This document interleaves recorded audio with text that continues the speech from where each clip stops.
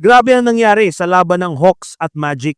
Matapos magpakawala ng tres si Nickeil Alexander Walker kahit tapos na ang laro, uminit ang tensyon sa gitna ng court. Man, oh man, shout out to Nickeil Alexander. Career high 41 points, man. There he is with the rock. Oh, wow. And he was looking for that 10th three from the ball game. Want to add to the career high. I'm not mad at him.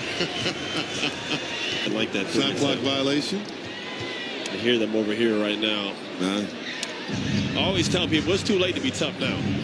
You get 48 minutes, right? Yeah, I don't like that rule. You know, if someone wants to play to the whistle ends, then let them do it. The hottest team in the NBA remains on fire. Atlanta. They've won 10 straight. And we have some chippiness at center court. Jett Howard. And Dyson Daniels getting in there to mix it up. See, that's what I'm talking about. These are two Southeast Division rivals. This one's been chippy throughout, and that's how it ends. I'm about to go grab Jett.